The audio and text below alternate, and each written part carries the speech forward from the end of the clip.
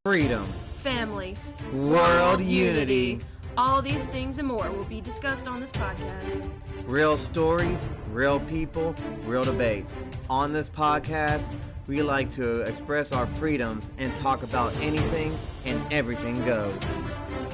Like freedom, family is important to us, and anybody that is listening, watching, or coming on the show as a guest star are all considered part of the greatest family to ever bless the solar system, the human race. No matter who you are, where you come from, you will always have a voice here on this podcast. We like to flex our First Amendment, where all speeches and opinions are accepted for the right of freedom of speech.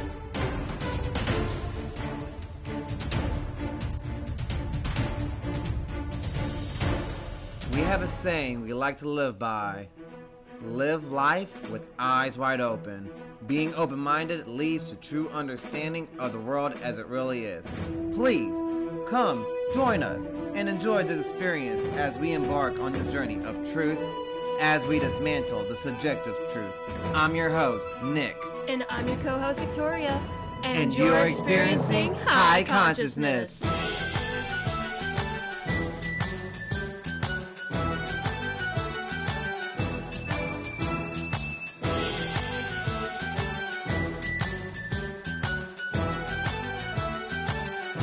Hi, y'all. Hey there, y'all. What's up? We have a special guest on the show today. Please give a warm welcome to our friend Kay. Hola. How y'all doing today? So this is a really special episode today. Not only do we have a special guest, but we're also finishing up The Secret Destiny of America. Last chapter today, y'all. Chapter 20, the end, Yes, sir. the end of the quest, as we'll say. And we'll have a little chapter review on chapter 19, where we learn about the most thought of this word, the prophecy.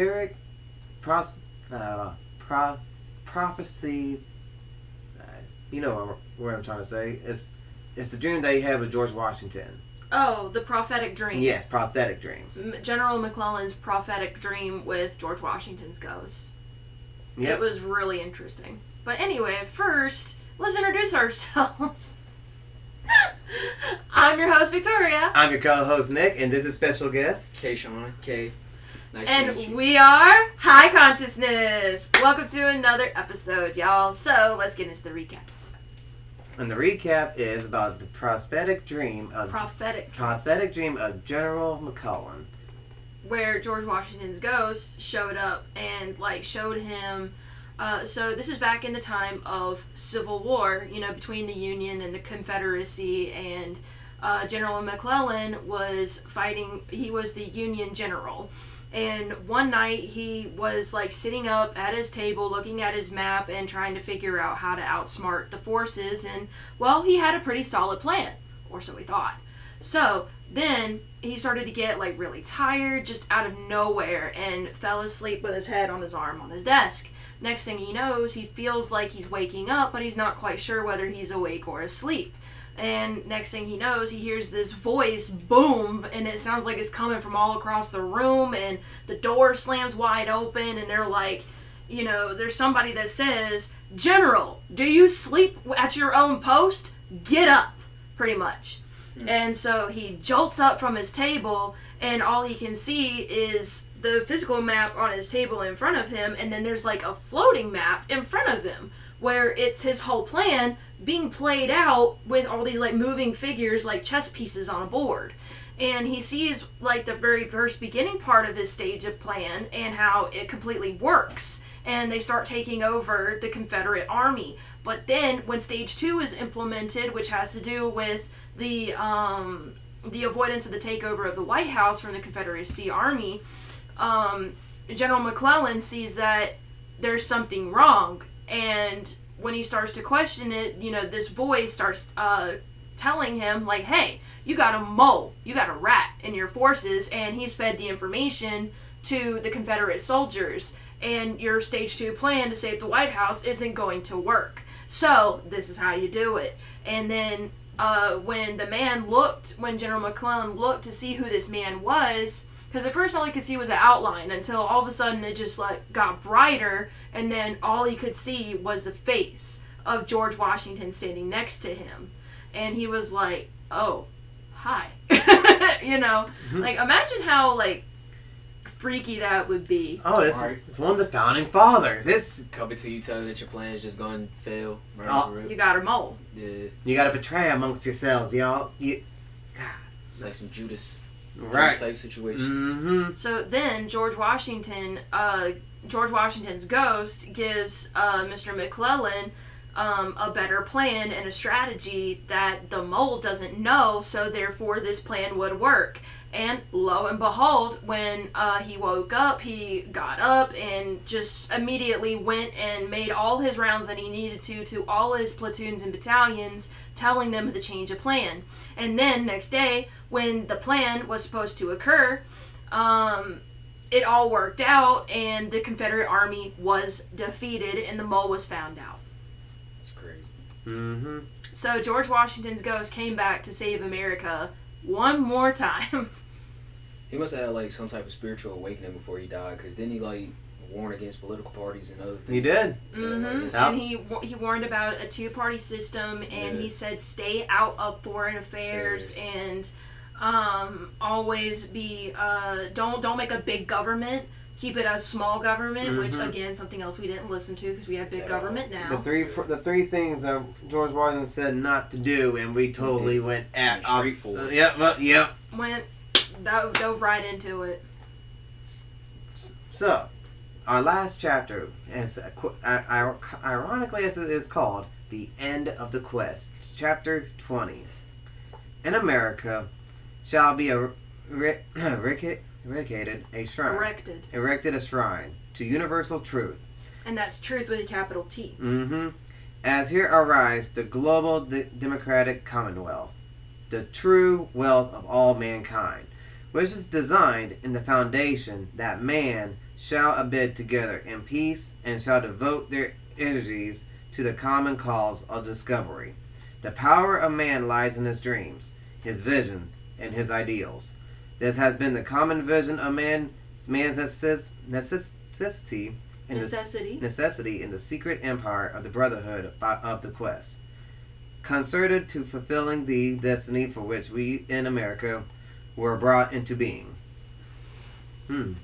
That's a little foreshadow, a little summary, a little prologue of the chapter. Mm-hmm. Philosophy teaches that the completion of the great work of social regeneration must be accomplished not in society, but in man himself. So basically, what that pretty much is saying is that not society is how we're going to accomplish our great work of social regeneration. It has to be done by ourselves, in a sense. It can't be it can't be social conditioning. You got to condition yourself. You can't go what the crowd does. You got to do what you feel is right to yourself. True individualism. Because a single mind makes up the nation. Exactly. Exactly. The democratic commonwealth can never be illustrated into existence, nor can it result from formal treaties or conferences.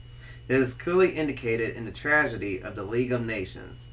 The League failed to prevent war because the nations which composed the League lacked the courage of high conviction. They failed, the very institution which they themselves had established. The League of Nations. So, that was one of our chapters. The League of... So they're going against their basic ideals. And that was with the 10 Kings, wasn't it? Or am I wrong? It's in the book. Let's look it up. League of Nations. No. So much information in this book. I have legitimately delete. Get something. For real. We talked about Nostradamus, Christopher Columbus, Solon, Akhenaten, the secret Sir Francis Bacon. Yeah. And Sir Walter Raleigh. And yes, the Sir Walter Secret Raleigh Society, that founded Raleigh, North Carolina. I don't think that's what I'm looking for, though. No. Here, let's just look in the glossary. Or in the table of contents here. Let's see. Tom Paine, Rights of Man. 1,000 Years. Oops. The Ancient League of Nations. Yeah, that was about the 10 Kings. Yeah. Oh, well, yeah. The description of Lost Atlantis was written by Plato, but there is one on the 10 Kings itself. So that's page 42. Yeah, it's about the 10 benevolent kings. I'm telling you, that's what it was. About the 10 kings of Atlantis.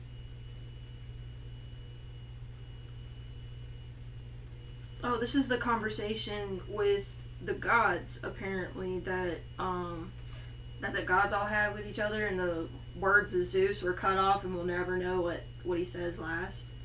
Yeah, that part. But it is about the Atlantean people and the benevolent rulership of the 10 kings. They were all bound together by a single league, which is why they were called the League of Nations. And so the whole thing with Atlantis is a little small recap here for Chapter 5. Basically, the gist of it is the 10 kings of Atlantis, they all got Atlantis to such a point where they were so prosperous, so wealthy, so abundant with everything. They got bored, and instead of sharing their wealth with the rest of the world, they decided, and stay in balance with the laws of nature by spreading the wealth, they decided to fall out of balance with the laws of nature and decided to go with world conquest, supposedly. And that's when Zeus and Poseidon had a conversation, and Zeus told Poseidon pretty much, wipe them out. Wipe out Atlantis. Dang. Agree. Permanent progress results from education, and not from illustration. The true purpose of education is to inform the mind in basic truths concerning conduct and the consequences of conduct. Education is not... You mean conduct? Yeah, conduct. Yeah, it's concerning conduct and the consequences of conduct. There's a lot of cons in there. I mean, concerning conduct and the consequences of conduct. So, basically saying that, yeah, well, basically, in other words, every action there's a reaction, and every consequences there's a That's the Newton's law of cause and effect. Yeah. Education is not merely the fitting of the individual for the problem of economic survival. This is only the lesser part of learning. The greater part deals with the intangibles of right motivation and right use. No human being who is moved to action through wrong motivations or misuses the privilege of his times can be regarded as educated, regardless of the amount of formal schooling he has received. So basically saying is that he can, as long as he has the right motivations and has the right uses, he's always going to learn to have the right ways of learning. But if he starts learning the wrong actions and the wrong motivations, he's going to learn... It's like saying life is full of lessons, you know what I'm saying? You can learn something from everybody. Like, it just depends on what type of knowledge you're taking in. Exactly. Yep. And like I said, regardless of the amount of formal schooling, you know what I'm saying? This is really life lessons. This is what you could be book smart as you want, but you still got to have that street smart mentality to you. The human mind is established in knowledge not only by the reading of books or the studies of arts and science, but by the examples set up by leaders and the personal experiences of living, like we were just talking about, with life lessons. By leaders and everything. According to the Bacononian system, which is Francis Bacon. I slaughtered his... Not Charles, it's Francis. Where'd you get Charles Francis Bacon from? Charles. No, it's Francis Bacon. I'm sorry. Bacon. I got this old YouTube OG video stuck in my head for some reason. Charlie, Candy Mountain Charlie. Oh my goodness, that one. It's about Charlie Baby. No. It's old. Okay, I'm talking like baby. The YouTube Adventures days. of Charlie the Unicorn. Oh no. Oh god, yeah. That's one of those old first cringe YouTube meme videos. Yeah, like 17. Let's go, Charlie. Yeah. Let's go to Candy Mountain, Charlie. It'll be fun, Charlie. Videos. Right. And he's kind of like that big buff unicorn that's got the deep manly voice. He's like, you want to go away. I don't want to. I don't. No. I'm not going. Y'all are stupid. No, we're not going. Because every time I go with y'all, we end up in some crap, and it's never good. And I always get, something happens to him. Something always happens to me, and it's not good. You're like, oh, come on, it's not going to happen this time. And it's all just a con. Yeah, yeah, exactly. One of those little stupid little YouTube videos. And then, when you get to Candy Mountain, there's aliens or something that pops out of nowhere, and they dissect Charlie. Oh, no. Yeah, it's so messed up, bro. Yeah. It's not what you expect. Look, back in them days on YouTube, it was the Wild Wild West. What? Literally, in a whole other way. Oh, but Probably the most creative time, though. it was. You gotta think this is YouTube with no commercials. No trends. None. No ads. None of that. There was no such thing as a skip ad button. Word. This was the time where, everybody uploaded their America's Funniest Home Videos for Yeah, America's just upload Funniest little Home clips. Videos to find. Mm-hmm. But anyways, back to the story about learning. According to the Baconian systems, there are 3 sources of learning. The first is tradition, which may be derived from books. The second is observation, by which we learn from the actions of each other. And the third is by experimentation, which is a study of causes and consequences brought by person's conduct. Trial and error. Trial and error. So yeah, it comes about. The first one comes by just reading books, and then the second one is just observing everybody's actions and see how they. Our basic ways of learning. Mm-hmm. And then the third one is Application. Application. Trial and error. See what works and what doesn't work. Interesting. The supreme Learn, observe, then apply. And that's also referring back to when it said every consequence has an action, so you have to figure out those consequences from the actions. Mm-hmm. Living your daily life. The conducts, they said. The conviction, conducts, and consequences of conduct. The supreme human purpose is the perfection of man. This must come first, and when this end has been achieved, all good things will inevitably follow. Only enlightened men can sustain enlightened leadership. Only the wise can recognize and reward wisdom. In a democratic way of life, the very survival of the state depends upon the intelligent cooperation of its people. For men make their own laws. They must live accordingly to the merits and demerits of the status which they have framed. Okay. Only enlightened men can sustain enlightened leadership. Only the wise can recognize and reward wisdom.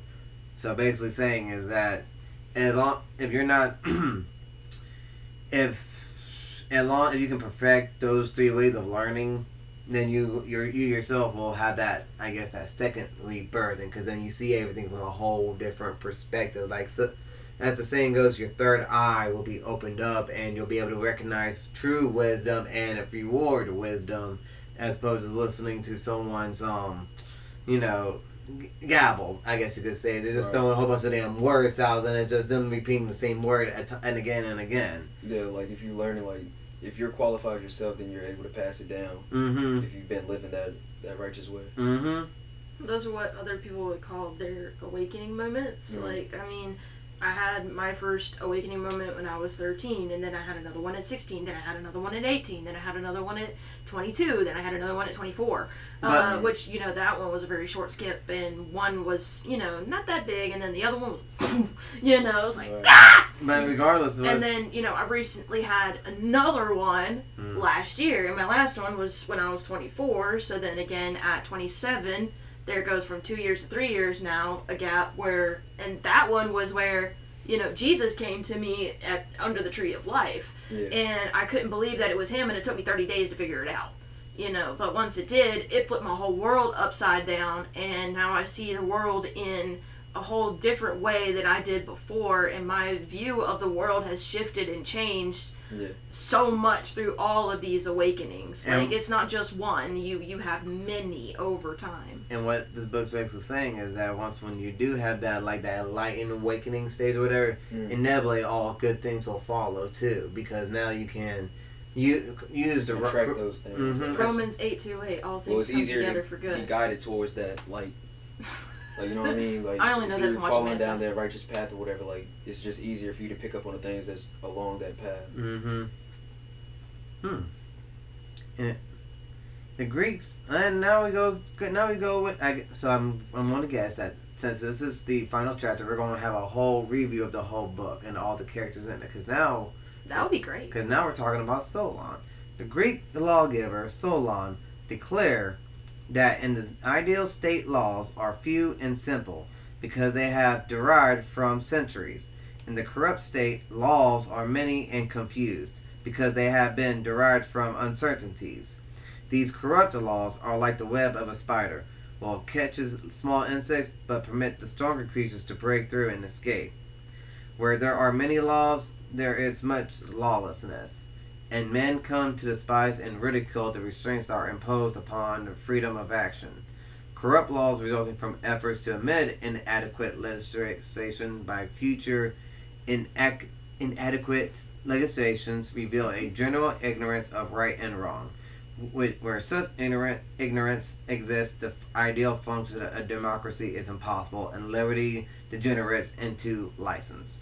So basically saying is that, yeah, the right laws are just small and very simple, black and white. It's only when it starts getting crazy is when you start adding many laws for many uncertainties of those laws, like kind of like we're going through right now. Mm-hmm. We're here in the United States where they're writing in this law, and then they're also undoing this law, but then writing two more laws to counteract that law that they undid. So now everything's become very uncertain. Everything is messy and confused and confusing. And as the book says, these corrupt laws are like a web of a spider which will catch smaller insects, but permit the stronger creatures to just break through and escape. Which means that like those lesser petty thieves, or like someone,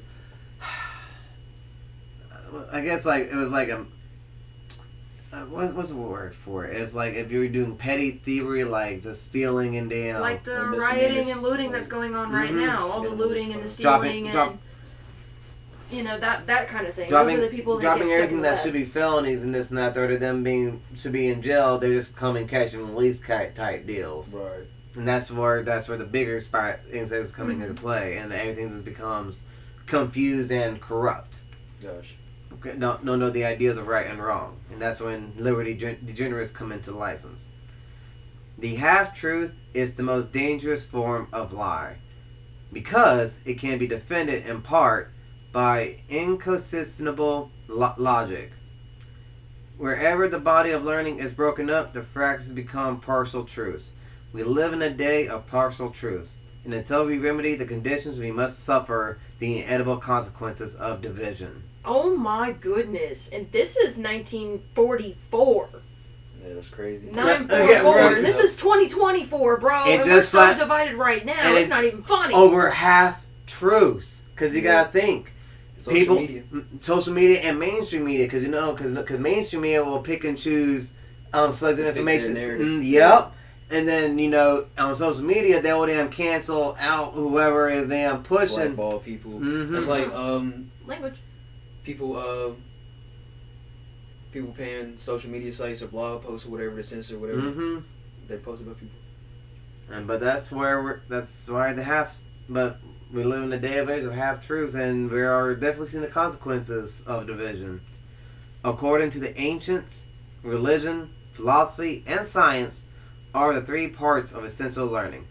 Not one of these parts is capable, if separated from the rest, of assuring the security of the human state. A government based upon one or even two of these parts must ultimately degenerate into a tyranny, either of men or of opinion. Ooh, so that's where it goes back to that one chapter where it talks about how our leaders, should be a jack of all trades. They need to be that scientist, theologist, the religious person. They need to be the mathematician and the militant and the pacifist, plus the humanitarian and the humanitarian, the aggressor. They need to be that jack of all trades. They need to be that level-headed mindedness type deal. Right. Crazy. A true elder of wisdom is what most tribes, like, just to put it in like a simple way, because like the only way that I can think of is like, that's pretty much like, the elder of the tribe. The elder of the tribe,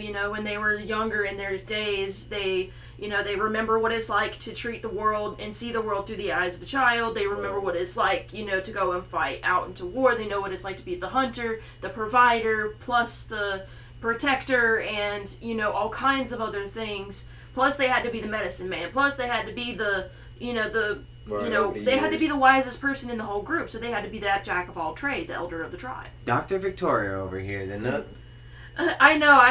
I probably am smart enough to teach at universities, but the thing is that I don't have the credentials to do so, and I don't have the money to go to the universities to get my paper to do so. So I'm all this smart, but I can't do anything with it, which is sad. So that's why I do my podcast instead. Mm-hmm. With no license.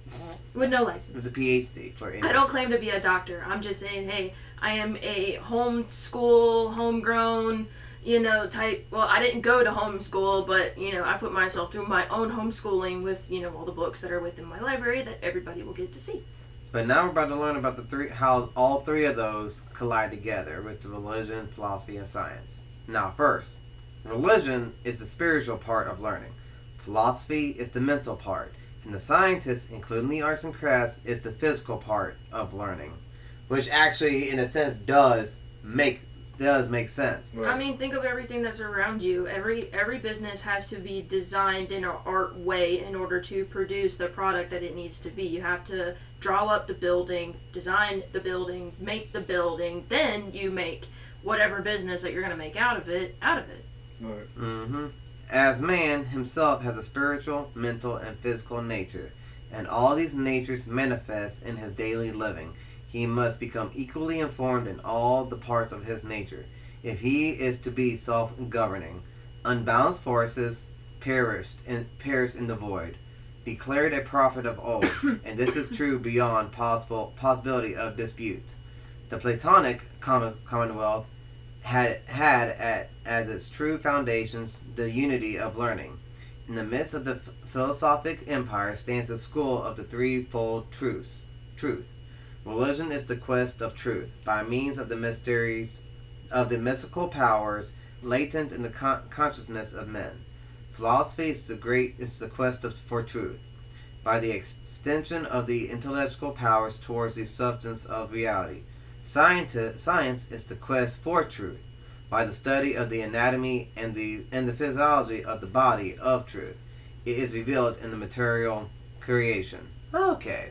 So that pretty much broke. So it legitimately broke all three parts as to why these need to be balanced and can't be unbalanced. If you do this unbalanced, you do the philosophy and the science part, but there's overall disregard the religious part. You're cutting off your spiritual self. It's kind of like if we put it into an easy example to explain, it's like our judicial, executive, and our congressional branches within our own government over here in America. They all check each other in some type of way. Mm-hmm. Yup, they all check and balance each other. One cannot exist without the other, and the other two cannot exist without the one either. So they all have to be a trifecta of balance, or a trinity per se.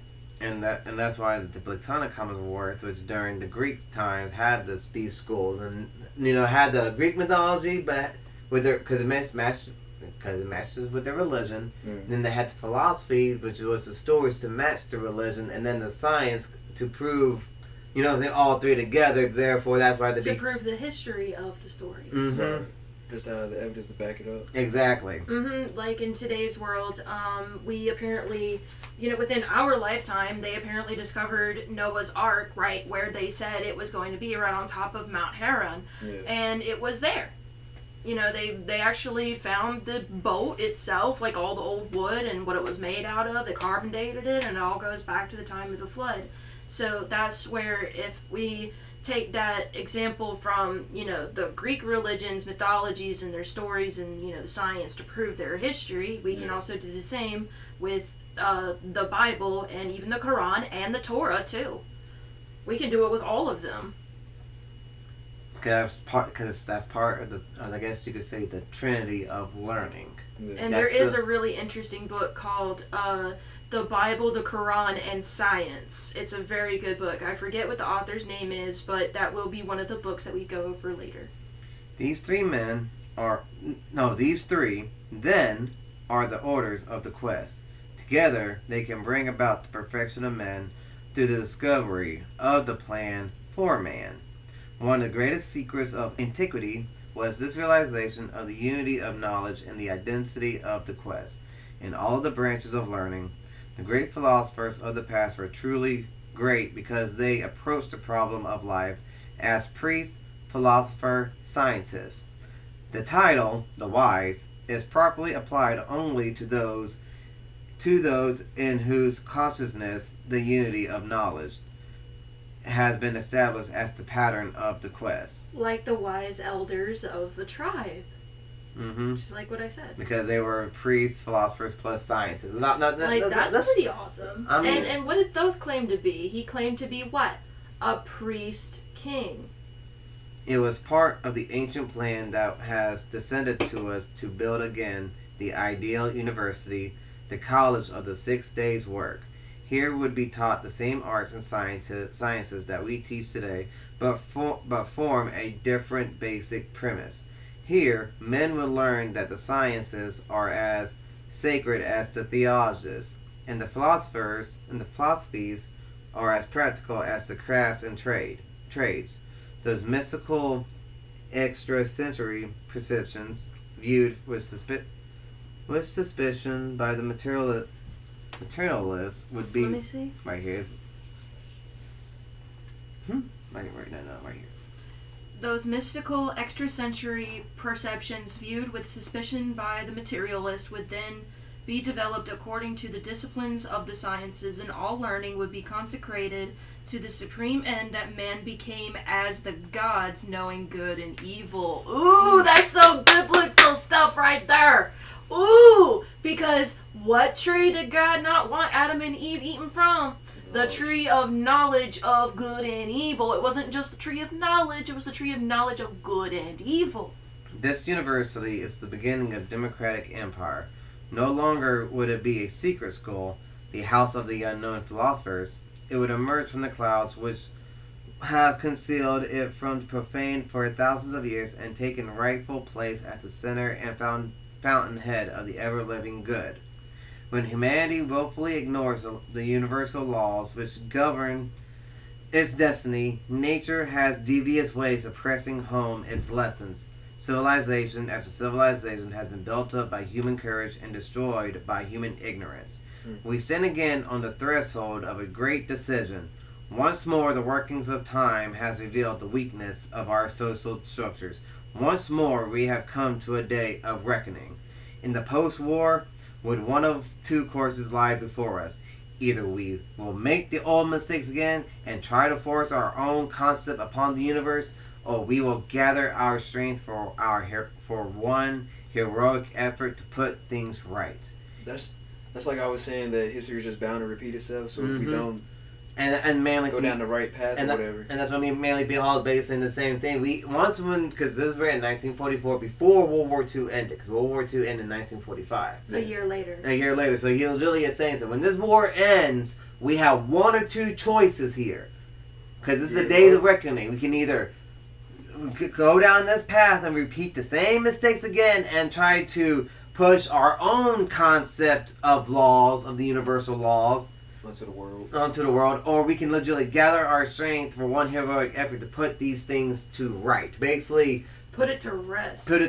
Basically, because as America, we are Christian, not necessarily push Christianity, but according to this book, we are not a Christian nation. We are a nation that gives you that freedom of religion, no matter who you are. Right, but the thing about it is, though, babe, is that majority of the country was based upon Christianity. When all the folks on the Mayflowers left, they're all Protestants. They're all Protestant, Gnostic Christians, or something of the sort. They weren't Catholic Church Christians. No, you can probably look that up and see what the other religions were. So that's why I say that, yes, we all have freedom of religion, but it needs to be part. If we're going to be this great country, we need to agree on one of many religions that has the same story, but keep that first fundamental spirit side of learning.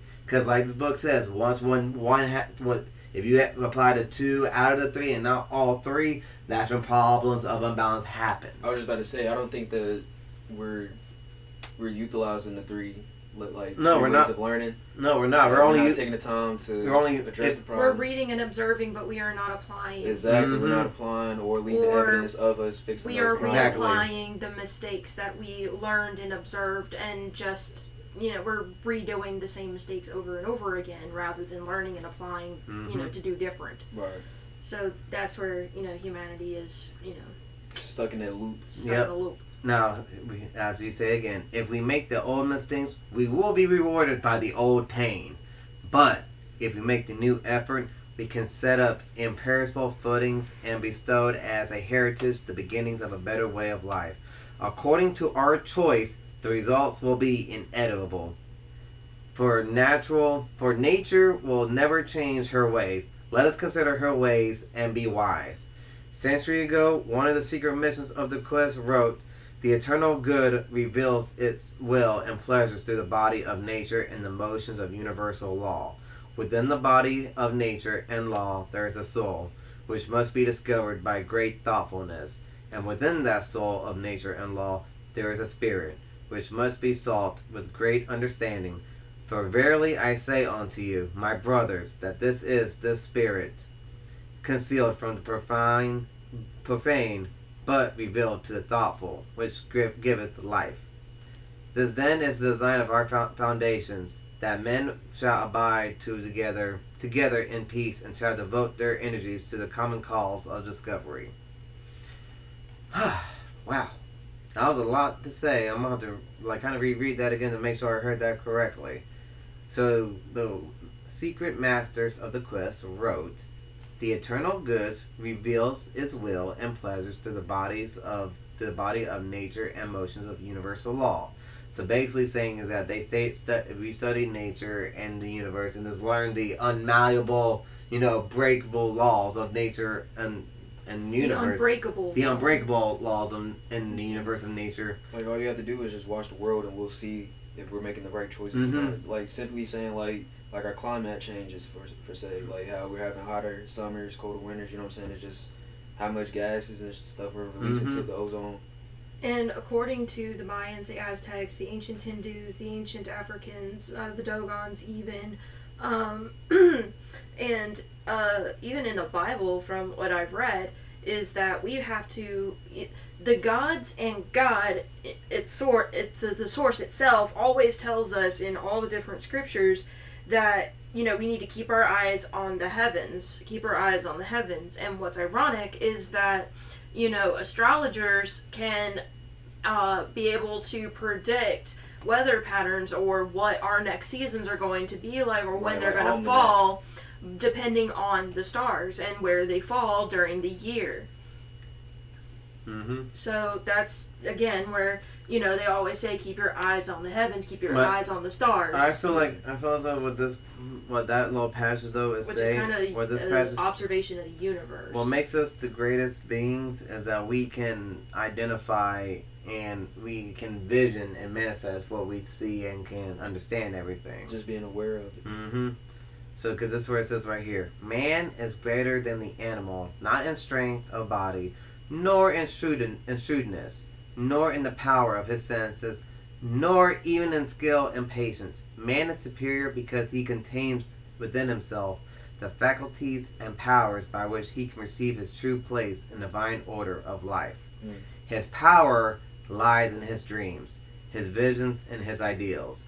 If these intangibles are left uncultivated, man is the best but a superior kind of beast, subject to all the ills and vicissitudes of an untangible creation.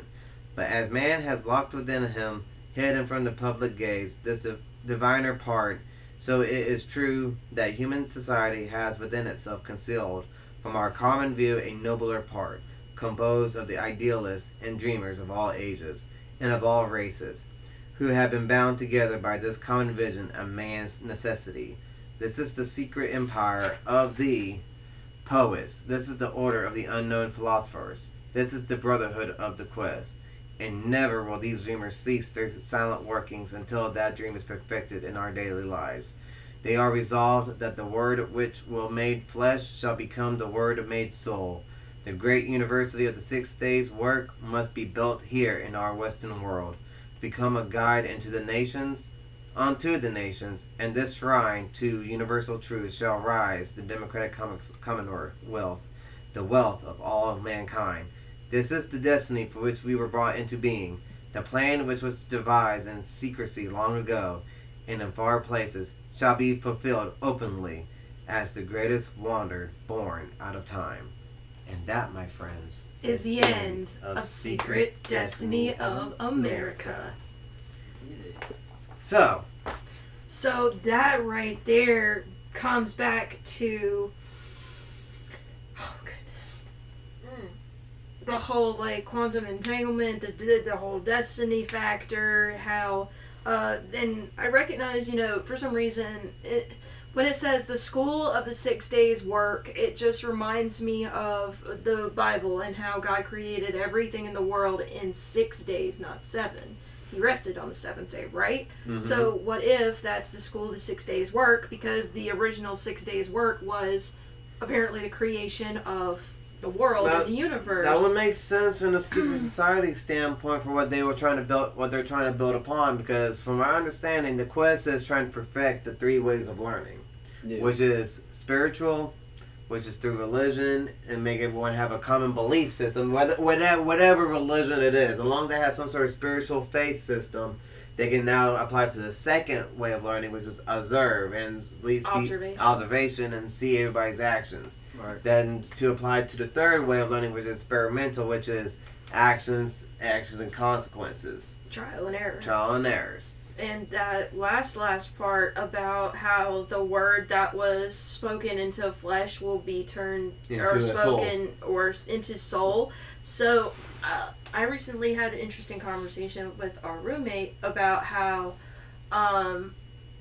the Christ, how they all say like Christ is going to return, and so with that it says, Christ came in the flesh. Yep, that was the first time.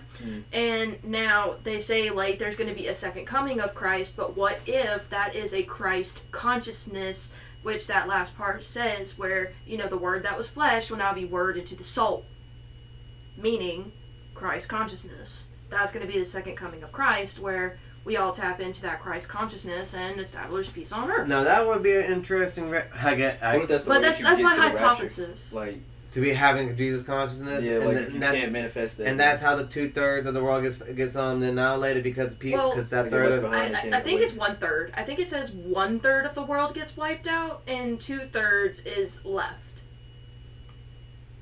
Huh? I have to quote it. Look it up. I'm gonna have to look it up. Look it up. Just stop it. Just stop it for our viewers. Let's go into the Matrix. Take a trip in the Matrix. Bible verse in Revelations about I think it's 1/3 of the world. You just put rapture. Yeah, rapture too. 9:7:15. To kill 1/3 of the remaining population. It says remaining. So I'm guessing that's after. Okay, so what did you say? The what? Raptures. The rapture. Rapture. But even saying it right there, the 1/3 of the remaining population. Okay, so Jesus coming when the rapture takes place is prophesied in the 7th verse. Behold, he cometh in the clouds; every eye shall see him, which they also which pierced him, and all kindreds of the earth shall wail because of him. And okay. So then there's a rapture that happens, and then because what was that other one? Or you could put who will be left. 9:15. So then there's going to be a rapture of people and that happens first. Then the annihilation of 1/3 and the rest. Like you said, 2/3 would just be left. 1/3 would be wiped out, and the other ones all would be raptured. So with the Jesus consciousness. I wonder what's the percentage of people that'll be raptured compared to the actual population. So it just depends on how many people awaken to the Christ consciousness. That's one thing that we don't get. Yeah. Like through all 3 scriptures, and I've looked through the big 3, the Quran, the Torah, and the Bible. Looked at all 3 of them, and it does not ever give us a ratio clear cut of who lives and who dies. Of who gets raptured and who doesn't. It just depended on who awakens. You know what I mean? And that's I guess that would be the point of the quest, the order of the quest, to figure out who lives and who dies, and how you get enlightened and get that Jesus consciousness. I put in quotation marks because it's high. Well, not Jesus consciousness, Christ consciousness. Christ consciousness, but still. Because a Christ doesn't refer to just one person. Supposedly, It's like the whole way of life. it's a way of life or a consciousness level that somebody can achieve where they are like Christ, which is why it's called the Christ consciousness or the Krishna consciousness, Living which in that that is image. from the Hindus, Krishna, Mm. which is where we get Christ from. So my thing is, what stage are we at in learning in America right now? That's what I feel intrigues as though we are in stage. I think we've thrown everything out of balance. Yeah. We're throwing everything out of balance because we don't throw religion anymore, or like we're not doing nothing for the spirituality part of it. If it is, it's going to be corrupt spirituality because that's why you. Right now, spirituality is being attacked. Whether it's the Christians being attacked, the Jews being attacked, the Palestinians being attacked, it doesn't matter. All of them are being attacked right now on every side. So there is no bias with it. The rest of the world will have you believe, it's Palestine on Israel, or it's, atheists on Christians. It's just this and this, black and white. No, it's not black and white. Right. Because that's taking out the whole aspects of the first learning. So right now I feel as though we're more looking into the observation part of learning to where they're trying to manipulate what we're seeing and don't believe what your lying eyes are telling you type deal, Right. You know what I'm saying? And that could go for the right or the left media. Right, either that's way. why we look at independent medias or we look at the medias across the world, like Sky News and WION and The Sun and other just unbiased DW sources. Business and stuff like that, which DW Business comes out of Germany. Like, that's why I try to limit a lot of information I take in from, like, social media, things of that nature. But, like, I'll try, like, if I do follow something, I'll have, like, it's this page called Ride the News. They're supposed to be unbiased, you know what I'm saying, neutral. 1440 and Ground News. Yeah, Ground News, I follow them. Yeah, Mm-hmm. yeah. So, and then I think Ground News is the one that has, like, the percentage of, like, which way they're swayed. Exactly, yep. That article, whatever. Yeah, Ground News is actually really good for that kind of stuff right there. You can click on the article and see which mainstream media is actually covering it. Like and you can then tell which is truly independent in the middle. Mm-hmm. Yeah, it's interesting to see like how it's swayed. Mm-hmm. Yeah. But that's why I feel like we're falling into more the second and third part of learning, where because now they're like trying to trial and error to see what sticks with us and doesn't stick with us. That's the trial and error. Trying to figure out what's going to get. But they totally disbanded the spirituality part. They didn't throw it out, but they're like making it to where you can be whatever you want to be. Probably thinking like. Well, and they also are throwing out. So like I think it's a two-part observation problem where it's the puppeteers of all this chaos. That's just the way I'm going to put it. The puppeteers of chaos are observing, watching what's happening, and doing the trial and error thing, trying to see what sticks with us, what can they fool us with, what can they manipulate us with, what new story can we throw out there to get this guy or that guy, and, this poke at Trump, or this poke at Biden, or this poke at Jean Pierre, or this poke at, Laura Trump, or whatever, There's all kinds of things here, there, and everywhere. So they're trying to see what sticks, what can we manipulate the people with, one way or the other. Right.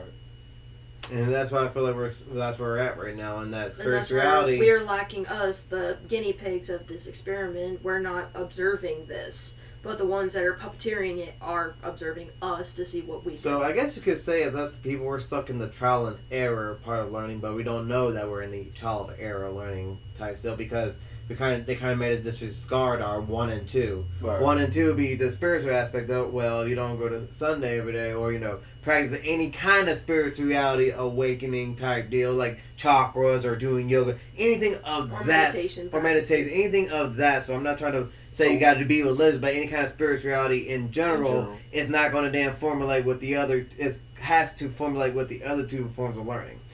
So what if we're like in like an incomplete like. So you're saying that we're unbalanced right now without the spirituality. Mm-hmm. Absolutely. What if we're in like a incomplete loop, like certain parts of history is repeated. And then that's when we fall into. I agree. Then we fall into falling into the same mistakes again and again because we're out of sync with spirituality to recognize. Yeah. You know what I'm saying? I feel like it's a lot of complexities in that like, too. Warning, sensitive topic ahead. Topic ahead refers to the sensitive discussion topics of abortion and sexual assault. Please exit this video now if this is not for you. We appreciate you for making it this far. Thank you. For instance, this whole abortion thing. We've already gone through this. That's why Roe v. Wade was a thing in the first place. I was going to bring that up. And then yeah, I guess it's better to let the woman do it, right? Yeah. Let the woman bring it up. But I was like, but I mean, that is a good example because they came back for what reason to change their decision? Because they recognize that why does the government have the right for a woman? Why does the government has the right to basically give the woman the green light or the red light whether they can or can't get an abortion? And like the government should never ever be federal government. That's when they said, you know what, let's reflect on it and maybe we should give it to the people, therefore giving it to the states. Yeah. So therefore the states have the choice and it's not a federal thing. That's where everyone is getting mad at because they want it to be a federal thing, but once again. But what people don't realize is that when you put a federal control, it's like, well, okay, it could go 1984 to an extreme where, you know, down the road, this could produce into the federal government, like in China. This could turn into a China situation where the federal government can tell you whether or not you can have a baby, what kind of baby, and the gender, and how many babies you can have in your family. Which is what China did, and China has, you know, the same kind of problem we are right now, but it's because we have, you know, people that are intersex marrying, and we have people that are mutilating themselves with these puberty blockers that make them unable to have children or procreate later. Plus, we have people giving abortions left and right, which after you have so many abortions, you can't have children anymore. So our birth rate is really going down, just like China's. But where China messed up is that they let the federal government get involved, and then it was a 2-kid system, 1 boy, 1 girl, or you have 2 boys, you cannot have 2 girls. Like, it was frowned upon. Mm-hmm. But I feel like and that's where federal government being part of it is going to go way downhill, and we're going to end up in that same situation. And that's why China trying to rectify it now. And that's why China, trying to rectify it now, because now China has more people in nursing homes than people actually invite to work. In their workforce and like producing their economy. Because I think I saw something where they had like parents of Chinese women or something like that. They would post like in parks or whatever, like posters of them, like basically like a dating profile, but in real life, trying to see senior bachelors. And that's where they're trying to rectify that. And then also you have people our age that are deciding that they're not having kids at all in life. There's no benefit. And then like one of my exes, he got to a certain age in his life and he's like, I'm not having kids. Yeah. Like, period. So all these different things factor into America's own birth rate fall. Yeah. The abortions, intersex marrying, the puberty blockers, and, you know, cutting off genitalia or reversing genitalia. And, you know, people just growing old and deciding they're not having kids, people having abortions left and right and then not being able to procreate later.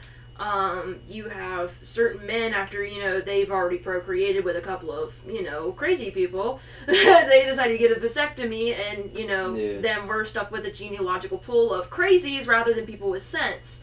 So, again, this is all, and the reason why they want to raise the retirement age now here in America is because we're running into the same damn problem. Oops, I cussed. We're running into the same problem where we have more people buying adult diapers rather than baby diapers. Yeah. But I also feel like giving the power to the state is also touching on what George Washington said, because it just overcomplicates things. Like you're still gonna have the women that's willing to travel to the other state that allows them to do that. But at that point, that's the people's choice, not the government's choice. Yeah. Mm-hmm. I agree that we should leave it up to the states. I see the underlying problem you're bringing up at. You still have those crazy people that will drive, but the thing about it is, though, that will be the choice of the people and not of the government. That's still, fair enough, you know what I'm saying? Yeah. That's your government. Choice to exactly. At the end of the day, that's your choice to make it over there. Yeah, because I'm thinking along the lines of like victims. Yeah, you know what I'm saying? Yeah. Like what if a victim that's in a state that It has no abortion, you feel me, and they don't have the means to leave that state or something like that? How are they protected by the people when their voice isn't the majority? You get what I'm saying? Well, in those states where there are complete abortion bans, there's a 3-point like stipulation or exceptions. Yeah. Which is Rape, rape, they have, incest, and when the life of the mother is in danger and is not viable for mother or child, so then they have to make a choice. And that's the only time that abortion in states that completely banned it. You can't just willy nilly walk into the clinic and be like, "Yo, I slept with some guy. I regret it. I'm pregnant with this baby now. I don't want it. So get it out." Like that's not and a. then like that's not an option. I'm sure it's like based on trimesters, you know what I'm saying? There's got to be some type of options, like well, abortion probably like which anybody with sense would say anywhere between the first and second. The first or second trimester. You would never do it within the third trimester. But in California, they actually promote that they would do. They'll still do it. After the third trimester and after the baby's born type deal. So let's go into the Matrix just to make sure, actually fact check ourselves and do the research ourselves so that way we're not, just sitting here speculating and just talking out of our butts. That's true. So, that's true. But that just shows you how crazy as this can get. Abortion laws you can go from no abortion rights to you can have abortion all the way up to the 9-month period. It's like, oh God, that's murder. Our country is very divided on things. And that's because, like I said, it takes out the spirituality of it. Heck, we just watched a streamer, Mega Queen. He's a gay guy that's prosperous, but he thinks just like we do. Yeah. And he goes to LGBTQ, and he actually saw a satanic temple. And now he was like, that's the biggest line out of the whole convention at the dang parade. Oh, really? Pride parade was that satanic dang church. So it's like, and he's over in the dang. Dude is legitimately unbaptizing people, throwing blood on them type deal, like unbaptizing Christians type deal. Okay. So it's like, there's where our spirituality is going down the drain too. Oh, great. All right, so abortion in California on abortionfinder.org. Is abortion legal in California? Yes, abortion is legal in California. However, abortion is restricted in California and other states. Right now, abortion is legal in California until viability, which is the stage of pregnancy which the fetus has developed enough that is able to survive outside the uterus with medical help. Oh, so third trimester, basically. So when it happens on how the fetus is developing can be different for every pregnancy. To figure out how far along you are in pregnancy, count the last day from your period. Okay? So before viability, if your pregnancy has not reached viability, it is legal for you to get an abortion in California. Viability is the stage of pregnancy when a fetus has developed enough that it is able to survive outside the uterus with medical help. When it happens,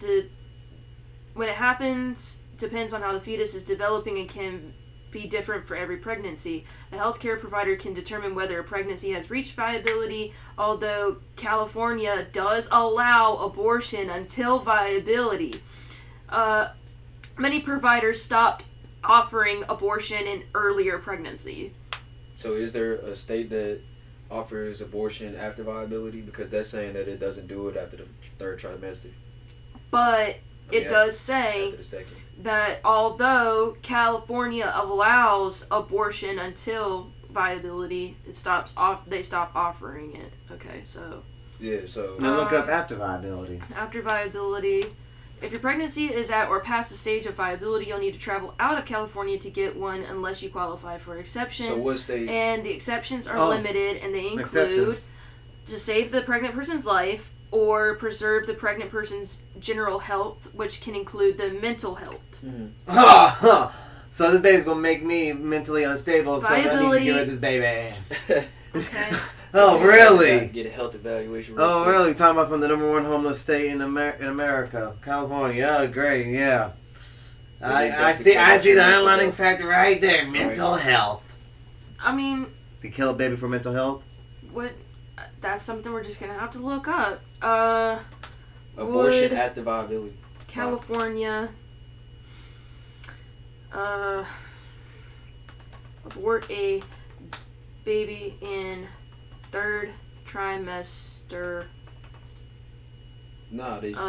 due to mental health There you go. risks. Here we go. Okay, so factcheck.org. The Graham In September. Graham introduced a bill that would prohibit abortion after 15 weeks. Okay, this political disagreement over health. Okay, maybe not factcheck.org. Let's go somewhere else. Maybe NPR? Just 2019. I mean, NPR is usually a good source, right? No, I'm just saying it's 2019. That's 2019. That's not recent. No, we need something recent. You 2020. could 2022. do it to where it only shows you recent stuff.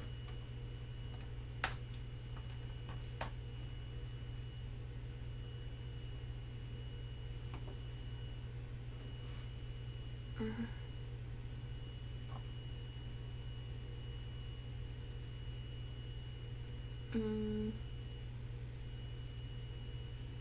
I'm not going LA Times. Okay, here's one for Californians will vote. But what does that mean for any point in the pregnancy?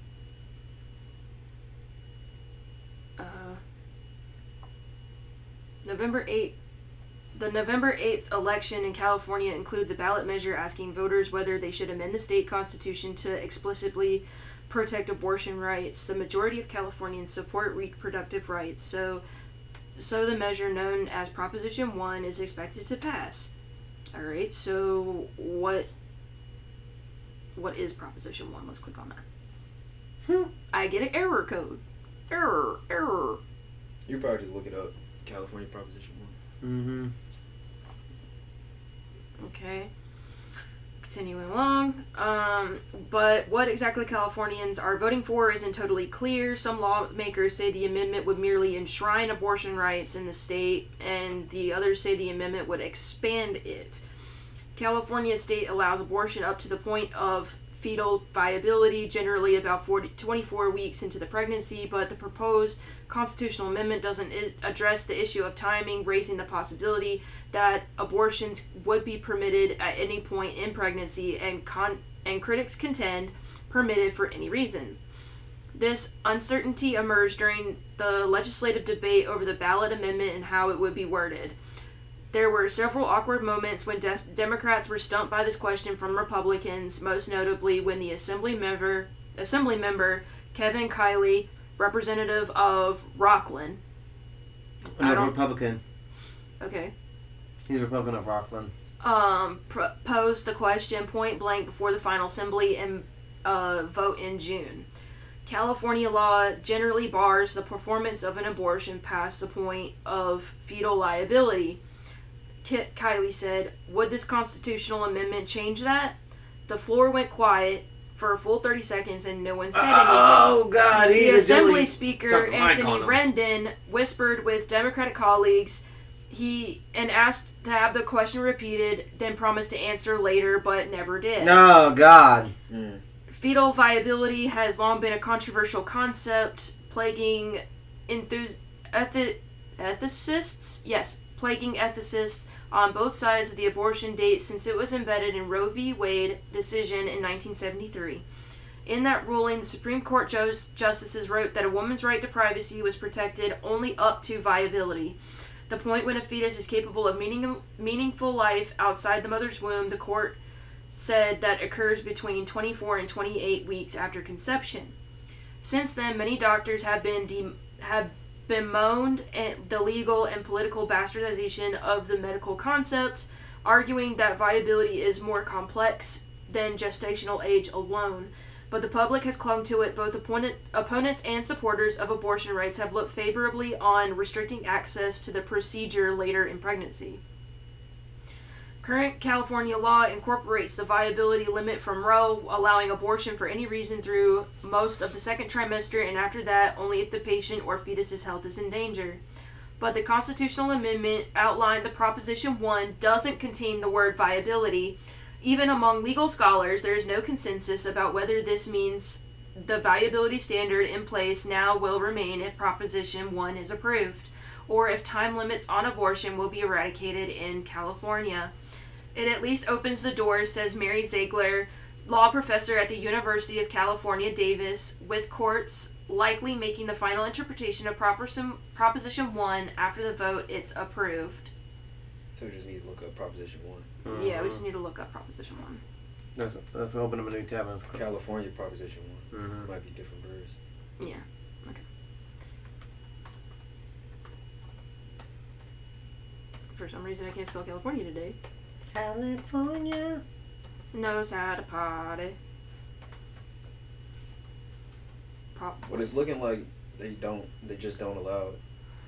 They can't decide whether or not it's simplified enough to just put it. Do we want to trust Wikipedia or? No, that's California. Wait. That's California.org That's right there. Cal Matters. Okay, so the California Matters. Gavin Newsom's proposed on 2021. So this is .org. It's an organization website. Narrowly approved.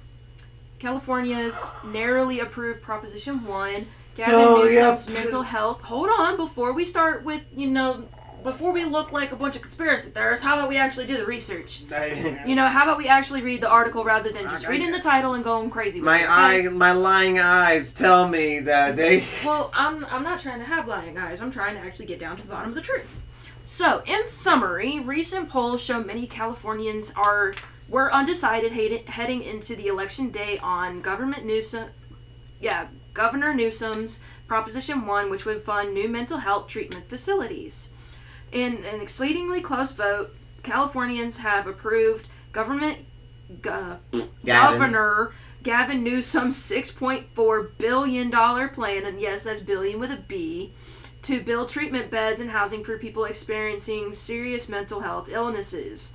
Isn't this just bringing back the insane asylums, bruh? Yeah. Didn't we get rid of those back in the 70s? Yeah.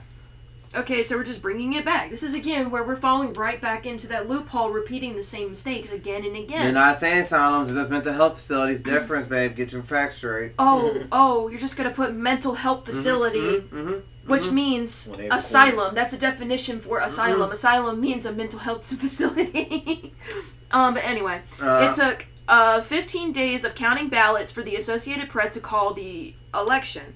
It passed by the narrowest of margins, 50.2 to 49.8. Newsom on social media took a victory lap tonight. Just days ago, the returns looked so close that his campaigns urged voters to check their ballots in case they had been rejected in error. Proposition 1 passes, Newsom wrote on X, the social media website formerly known as Twitter. This is a huge victory for doing things radically different from when it comes to tackling homelessness. The biggest change California has seen in decades. Now it's time to get to work repairing the damage caused by decades of broken promises and neglect to those suffering from severe mental illnesses. Thank you, California. That you made, buddy. He's been governor of California since freaking, 2010? 8. He been there a You brick. the problem, bud. These are all his own broken promises. What? Yeah, thank you for fixing your own broken promises, bud. Proposition 1 is a 2-ballot part initiative. It includes bond to build treatment facilities and permanent supportive housing for people with mental health and addiction challenges. It also proposes challenges to a long-standing tax on personal incomes over $1 million, as known as the Mental Health Services Act, by requiring counties to spend 30% of that revenue on housing instead of other services. So you telling me? Read that again. So you telling me if I'm making Proposition 1 is a 2-part ballot initiative. It includes a bond to build treatment facilities and a permanent supportive housing for people with mental health and addiction challenges. Again, that sounds like insane asylum to me. It proposes changes to the long-standing tax on the personal incomes over $1 million, which known as the Mental Health Services Act, by requiring counties to spend 30% of that revenue on housing instead of other services. So what did it change on that tax?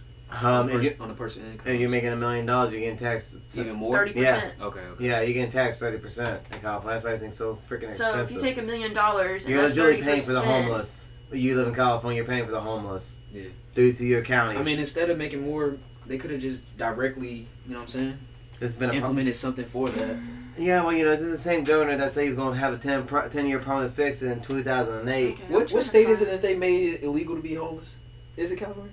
If it's illegal, then they should be them. It is a state that just passed a law, something like that. It's like now it's illegal to like sleep under underpasses, things of that nature, like out in the open with it.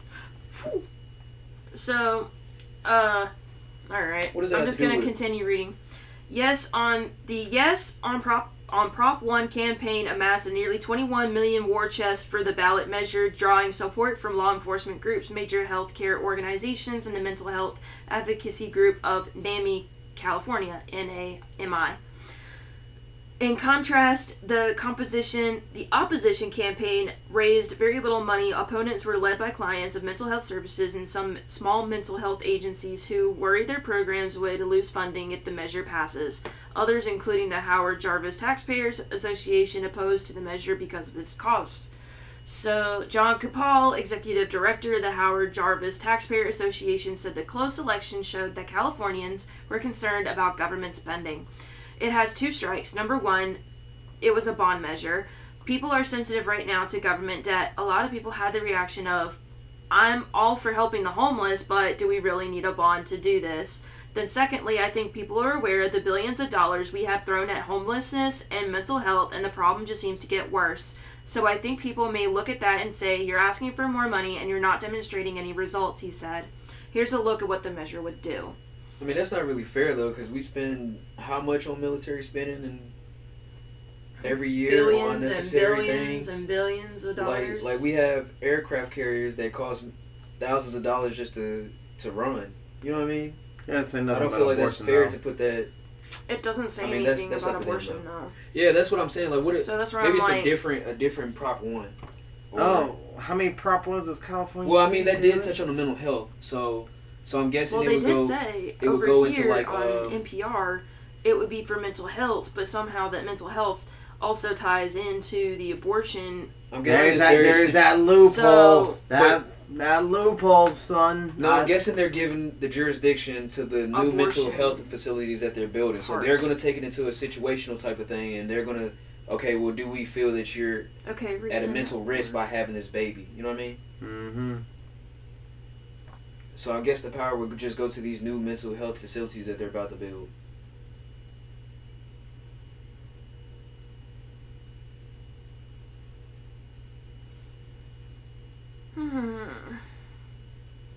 I'm reading. Arguments in favor. Abortion rights are targeted. Would add another layer of protection. Well, it's really going everywhere today, folks. We got done with that book, and now we're checking on abortion. Because that is one of the biggest problems in America right now. That's one of the things I that we are so divided on, and that's one of those things that, it's a spiritual conflict, it's a ethical conflict, it's a humanitarian conflict, like it's all types of, conflict in one thing. Like when you talk about abortion, the reason why it's so sensitive is because you're bringing, morality, ethical reasons and stuff into it. You're bringing spirituality, morality type kind of deals into it. Like there's all kinds of stuff that goes into it. I just have really two strong point of views on that. One, no man ever should have an opinion on it because you don't go through it. You may have, stuff. The consequences of that may affect you of the baby, but it's like that's the woman's body. I just feel that should fall with the woman regardless of anything because that's why I'd rather have a woman have 10 abortions than have 10 criminal, or like if a woman is already not in a position to have the baby, why force her to have multiple babies from situations that she may have made a mistake or may not have? Like, for instance, one of our friends has 3 different baby mamas with 3 different babies. And, like, there's a lot of people out here that don't care about their children. Like, they don't take that seriously. Like, so why put them through that, making them have children that's not going to be born out of love? There's probably that might become criminals. They you know what I'm saying? It's a possibility. Mm-hmm. Like, I feel like it's better just to have. Well, that's because we're creating a bigger problem by letting the state have jurisdiction over that. But I'd rather it be the state than the federal. government.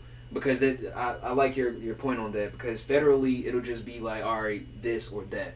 No ifs, ands, or no buts. situation. Nope. Situational. You don't have the choice of going out of state and getting that abortion. There's no choice in the matter of it at all. That's federal now. I feel like that just puts more pressure on the people to pay attention to who you're electing. That's why I say it's instead better. of the presidential, you know what I'm saying? You should always pay attention Senate. to your gubernatorial or your mayorals or your representative for your congressman or the Senate or the House. Like, all of that stuff, the American people have the right to vote on, and we all need to pay attention when we do.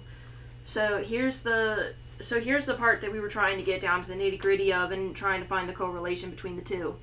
So the arguments in favor of the amendment come from the advocates of abortion rights that are targeted to the majority of Californian residents, that polls show favor abortion rights and oppose the U.S. Supreme Court's Dobbs versus Jackson Women Health Clinic decision. Most of the state's prominent Democrats, including Governor Gavin Newsom and majority leaders in the state legislature, have endorsed the amendment, also with groups such as Planned Parenthood affiliates of California, and the League of Women Voters of California and the California Medical Association. Proponents argue that while abortion rights are already a part of California law, enshrining them in the state constitution would add another layer of protection. State Assembly Speaker Anthony Rendon's endorsement as representative of most of all California Democratic officials. We know from history that abortion bans don't end abortion, they outlaw safe abortions. We must preserve the fundamental reproductive rights of women here in California because they are under attack elsewhere. While the political nature of the short and simply worded amendment is often used by opponents to miss it, many endorsements and op-eds favoring the amendment also suggest Prop 1 appeals to the state's majority voters on political grounds. Governor Newsom says California will not sit on the sidelines as unprecedented attacks on the fundamental right to choose endanger women across the country. So these are the arguments now against. The arguments against Proposition 1 fall into two distinct categories. The first are straightforward arguments by those who oppose abortion. The California Republican Party, California Conference of Catholic Bishops, and prominent pro-life groups oppose the amendment on grounds of familiar to the debate about abortion that has unfolded over several decades. The second category of arguments against Proposition 1 are best characterized as pragmatic arguments targeted to pro-choice voters. They begin by arguing the amendment will be of limited benefit as California law already protects abortion rights, and express concerns that adding these protections to the state constitution could entail additional costs and, potentially, new lines of attack or risks to California's abortion rights. Of particular concern to these pragmatic opponents of Proposition 1 is the simple wording of the amendment, which some fear could be interpreted by California's courts as enshrining a broader right to abortion than California, as well as now overturned precedent in Roe v. Wade allow. California's current law permits limits on abortion at the point of fetal viability, whereas the wording of the proposed amendment simply refers to the fundamental right to choose to have an abortion, which that's all that it says. The state courts were to hear a case and rule that the new amendment enshrines the right to all abortions, late-term abortions could be legalized in California. This could be a concern to generally pro-choice California voters. Opponents of the amendment argue for several reasons. First, many who support abortion rights generally may not support late-term abortions. In San Francisco Chronicle column, Joe Matthew notes recent polling indicates that 70% of Californians oppose late-term abortion, numbers almost as high as Californians supporting abortion rights earlier in a woman's pregnancy. In June 2002 article by legal scholars Allison Macbeth and Elizabeth Bernal urged top-ranking state Democrats to add technical language to the amendment referencing past national legal doctrine, specifically Griswold versus Connecticut, Roe versus Wade, or Planned Parenthood versus Casey.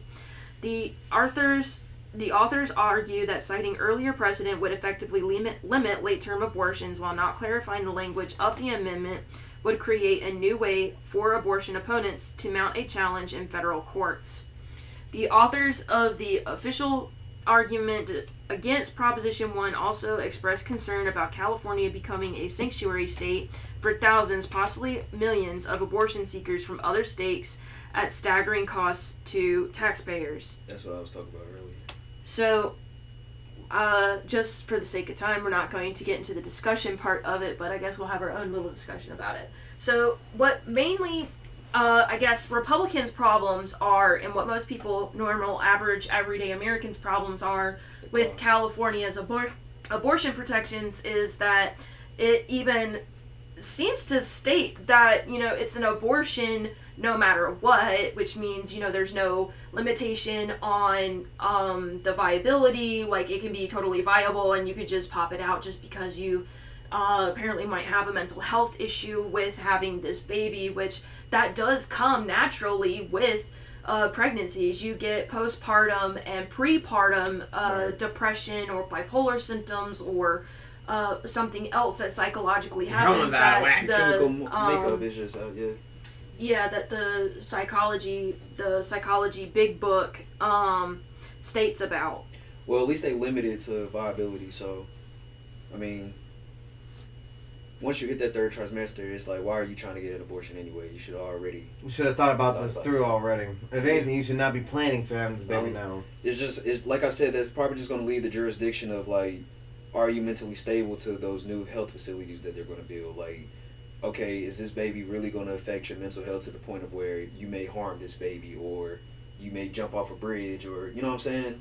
I guess the jurisdiction would just be up to those mental health facilities once they're built. Which is crazy. Which is where, it's so crazy to me because, like, right now you're going to have... That's where the federal comes into play. That's where the federal, has the say to say, oh, you're mentally ill? Yeah, sure. You can abort that baby now that it's past point of, the viability stage. Oh, yeah, no, you can't have this because, you're not mentally unstable enough for us to allow you to have an abortion or something like that. That's where, this could be, with allowing the federal government to have control, they're going to be the ones that's going to say whether you can or can't have that baby. Oh, you're mentally unstable? And you don't want the baby? Okay, we'll go with it. Or you're mentally unstable and we think you shouldn't have a baby but you want to keep the baby, they're still going to abort that baby. Right. Because that's what happens over there in China, and I'm just assuming because I see the pattern that is trying to come into play that's already been in play over in another place. It's just like a double-edged sword because it's like either way you go, you're trying to validate death. Yep. You know what I mean? So yeah, it's very situational, really. Very. And me having been a victim, of sexual assault in the past, I definitely probably would have wanted an abortion had I gotten pregnant from my attackers. But, thankfully that never happened. But even me as a victim of that thing, I would agree that, that should be one of the 3 stipulations is that, for rape and incest and for the the viability of the mother or the child's life. Yeah, and not to touch on it, or not the viability, the endangerment of the mother and child's life. Right. And not to touch on it, get in detail. I just want to say I'm sorry that you had to experience that. You know what I'm saying? And it doesn't own me anymore. I've grown past it, and so like it doesn't own me. And if anything, I take it as I'm a survivor. I lived through it. I got stronger because of it. I didn't let it drag me down. I didn't stay in the victim mentality. And now I can be that strong survivor that other people that are being victimized by the actions currently or have been in the past and haven't learned how to move on. Right. I can be that teacher for them. And I'm proud to say that I've come that far to be able to do that. That's good. I'm glad to hear that. But anyway, y'all. I believe that it's that beautiful time. Yeah. Yep, it is time to end the show. Just for the day until Monday's episode. Monday's episode, we will either have MC Media on, which they had to cancel again, which is fine. They just had their AC blow out, so nobody wants to try and run a podcast while sweating, right? Yeah, it's hot out there. So, yeah, it's hot out there. So we couldn't get up with MC Media today, but we are going to try and get them in. Our next episode should be either part 1 of the Constitution or part 1 of a narrative history of America, 1984 edition, which goes all the way up to Ronald Reagan. And it's going to be a thick book. We're talking about at least a 1,400 page book. Yeah, I'm sure it was probably like... It's going to be a good... Yeah, because legitimately it's the history of America, but how the book puts it, how the author puts it, it's a rare way of writing because it's a narrative history. So therefore, he's going to put all the history detail that happened to America, but into a story format. I wonder who perspective is it from? Everybody's. Well, it's from Tyndall's perspective, like how he wrote it, but it's going to be perspective of all historical figures. Right. Like, because it actually talks about the first third party in America, which was the Masonic party, which was against Freemasons. And this was the party that brought in a convention to nominate their president and a platform. Which is where we get our Democratic convention and our Republican convention today. And our debate platforms. Which George Washington warned us against. Yep. But, hey. Well, once again, these are anti-Mosaic party, you know what I'm saying, against Freemasons. So, of course, they would go against what George Washington said. True, yeah. Because George Washington himself was a Freemason. Oh, how far we have fallen. Oh, goodness. How far we have fallen, tripped, and gotten back up, and come at this point. Yep. But anyway, remember to like, subscribe, leave a comment in the video if you have any questions, because we love questions and interaction with our followers. And always remember to live life with eyes wide open. And thank y'all. We love y'all, and thank you so much for all the support. Have a good weekend. Thanks for having me on as a special guest, too, also. Kay. Yes, and give a round of applause to our guest, Kay. Thank you. We're going to have him on again one day whenever he has the time to come in and hop on the show. Most definitely. And with that, we've come to a close. Bye, y'all. We'll see you all in the next one.